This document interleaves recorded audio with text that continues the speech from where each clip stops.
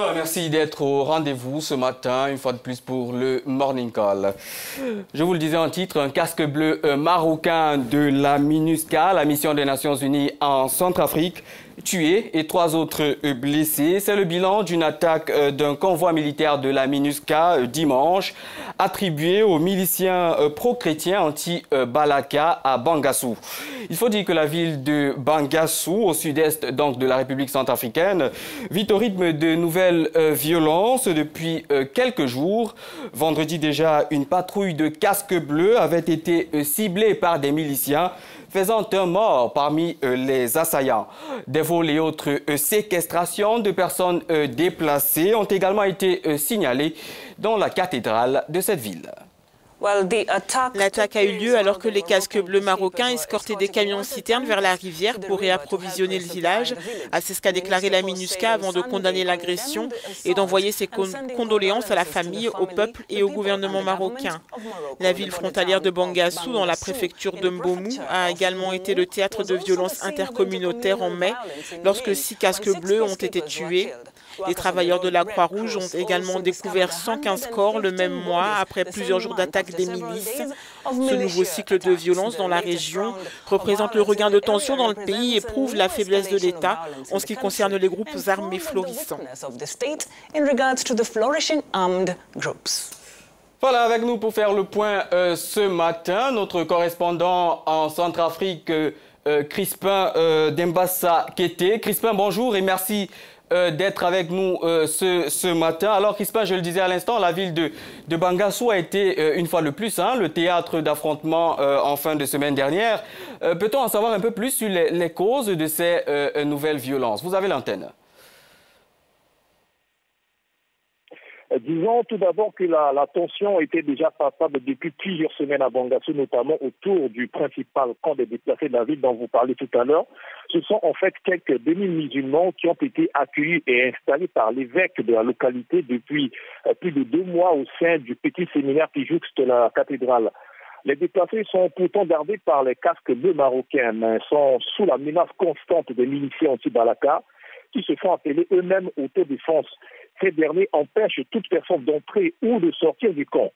Cette tension est brusquement montée d'un cran vendredi dernier, vous l'avez encore dit, lorsque les miliciens s'attaquent à un site de distribution de nourriture aux déplacés et kidnappent une femme enceinte. En représailles, les déplacés retiennent en otage 6 personnels d'une organisation caritative chrétienne qui travaille sur le site avec eux. Ils saccagent aussi les biens de l'église catholique. 2 voitures, dont celle de l'évêque, sont caillassées, des motos sont brûlées. S'engage alors une médiation menée par un prêtre du diocèse qui aboutit finalement à la libération des otages de part et d'autre le lendemain, c'est-à-dire samedi matin. Entre-temps, des affrontements éclatent le même samedi entre les miliciens et les casques bleus, faisant, selon les Nations Unies, un mort du côté des assaillants. Hier dimanche, c'est un casque bleu marocain qui, lui, s'est fait tuer par les miliciens. Voilà le fil des événements de ce week-end à Bangassou. Bien, Crispin, cela va faire un peu plus de 2 mois que cette ville est au centre de l'actualité africaine en ce qui concerne dans ce regain de violence. On parle notamment de tueries contre des populations musulmanes. À quoi tout cela est-il dû? La ville de Bangassou, à l'est du pays, est l'une des rares qui s'était tenue à l'écart des violences communautaires qui secouent la République centrafricaine depuis plus de 3 ans maintenant, et elle était régulièrement citée de ce fait comme un modèle de cohésion sociale.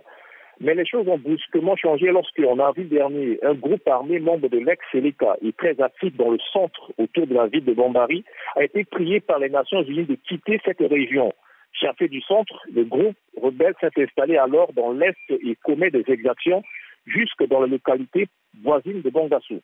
Ce qui a donc fait monter la tension et suscité dans la foulée l'apparition d'un groupe d'autodéfense locale très vite renforcé par des miliciens anti-Balaka, dont le but est de barrer la route justement aux ex-Seleka. Le pire se produisit 1 mois plus tard quand malheureusement les autodéfenses et les miliciens s'attaquent aux civils musulmans puis aux casques bleus marocains. Ces attaques et les ripostes qui ont suivi ont fait plus d'100aine de morts selon la Croix-Rouge. Bien, pour terminer, Crispin, un mot maintenant sur ce que j'appellerais ici la réponse étatique. Comment réagissent les autorités de Bangui pour faire face à cette espèce d'instabilité que l'on constate dans cette partie du pays? Sont-elles impuissantes, pour ainsi dire? Que faire pour remettre sur pied de véritables structures pré-étatiques du pouvoir en République centrafricaine?